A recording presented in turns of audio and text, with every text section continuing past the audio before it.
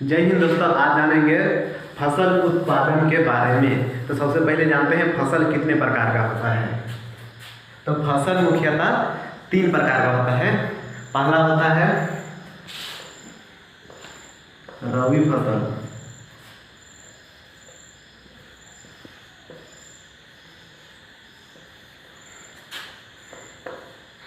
दूसरा होता है खरीफ फसल,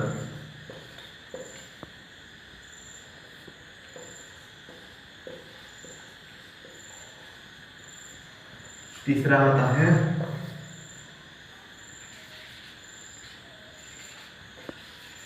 जायद फसल।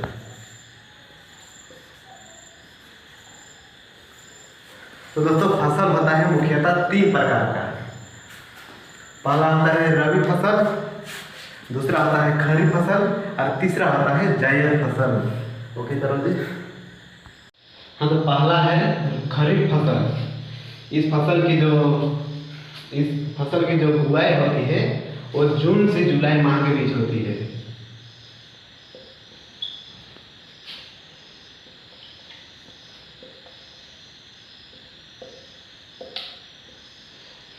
ये जो खरीफ फसल होती है इसकी बुआई जून से जुलाई माह के बीच होती है और इसकी बुआई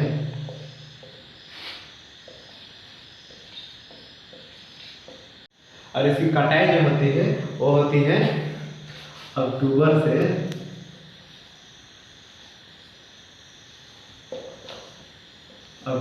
से दिसंबर के बीच।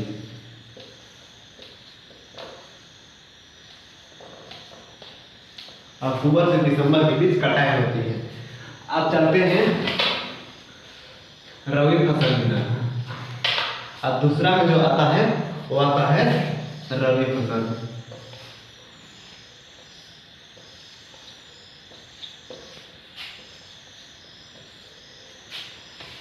अक्टूबर।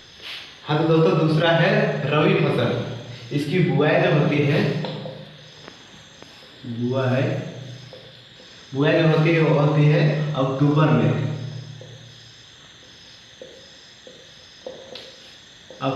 होती है और इसकी कटाई जो होती है वो मार्च अप्रैल में होती है। मार्च अप्रैल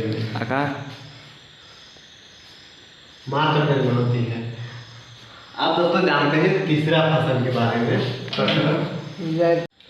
और तीसरा है जायद फसल।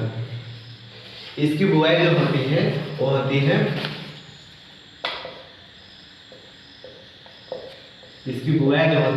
मार्च में होती है तथा मार्च अप्रैल में होती है।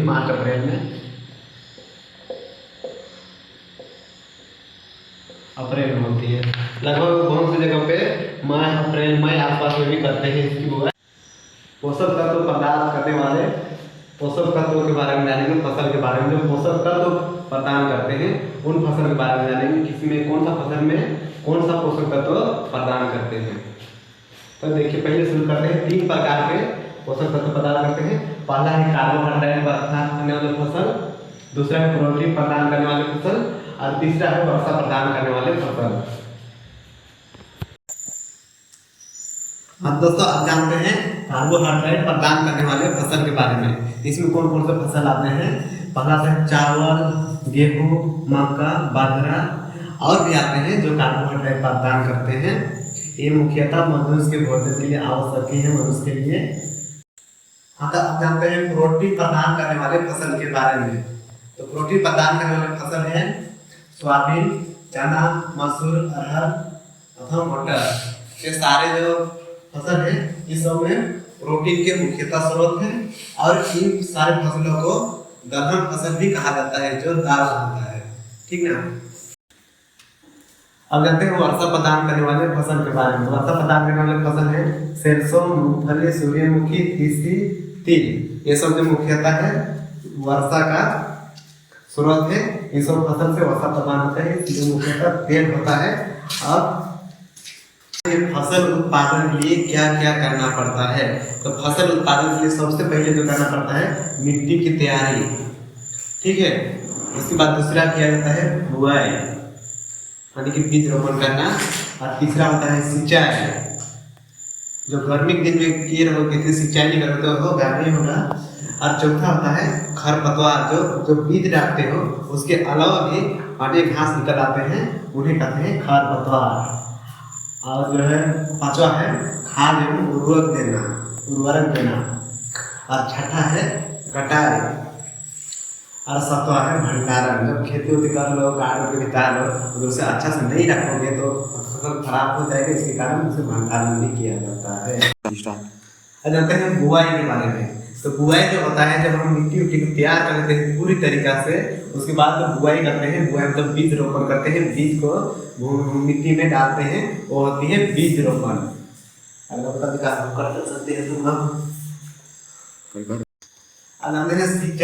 सिंचाई में क्या करना होता है, जब हम मिट्टी तैयार कर लेते हैं, बीज डाल लेते हैं, रोपण कर लेते हैं, उसके बाद क्या होता है कि बरसात के दिन में तो कोई बात नहीं, बारिश होती रहती है, लेकिन गर्मियों के दिन में होता क्या है कि बारिश नहीं होती है। इसके कारण जो छोटे पौधे होते हैं, नन्हे पौधे होते हैं, उनके लिए जल की आवश्यकता होती है, और जल की आवश्यकता के लिए सिंचाई करना पड़ता है, उसी को बोला जाता है सिंचाई।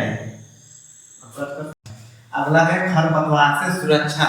तो जब हम बीज डालते हैं उसके अलावा भी खेतों में क्या होते हैं अलग अलग प्रकार के पौधे उगाते हैं, उसी को बोला जाता है खरपतवार। तो उससे भी सुरक्षा करनी चाहिए, उससे घास को निकाला जाता है, या तो खुद भी से उखाड़ दिया जाता है, उखाड़ फेंक दिया जाता है। बहुत प्रकार से खरपतवार से भी सुरक्षा जरूरी है फसल के लिए।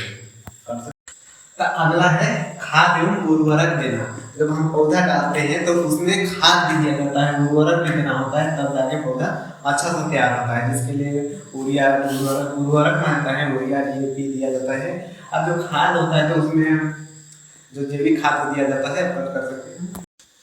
तो अगला है कटाई। जब हमारा बीज डालते हैं, सिंचाई करते हैं, उसके बाद क्या होता है तैयार हो जाता है, उसको समय से कटाई भी करना जरूरी है। नहीं तो समय से अगर कटाई नहीं करोगे तो भी बर्बाद हो जाएगा, इसीलिए समय से जरूरी है कटाई भी, इसलिए कटाई भी किया जाता है, समय से कटाई किया जाता है, जो कि 2-3 महीने के बाद फसल तैयार हो जाता है। अगला है भंडारण। जब हम इसको कटाई कर लेते हैं तो उसके लिए भंडारण करना भी आवश्यकता है, ऐसे ही हम तो नहीं छोड़ सकते हैं, ऐसे छोड़ देने पर भी तो बारिश होगी, कुछ भी होगा, हवा है, इससे भी खराब हो जाएगी। इसके लिए सबसे मुख्यतः होता है कि जब हम बीज उगा लेते हैं, उसको उत्पादन कर लेते हैं, तो सबसे मुख्यतः होता है भंडारण करना भी। इसे बड़े बड़े जगह में भंडारण करके रख दिया जाता है। हाँ तो दोस्तों आई होप आप लोगों के वीडियो पसंद आया होगा। अगर आया है तो प्लीज इस चैनल को सब्सक्राइब कर दीजिए और अपने दोस्तों को शेयर कर दीजिए, और कमेंट भी कर सकते हैं इसके बारे में। अगर आप लोगों को अगर फसल उत्पादन के बारे में कुछ बोलना है तो जय हिंद। तब तक के लिए अगले दिन अगले वीडियो के साथ मिलेंगे।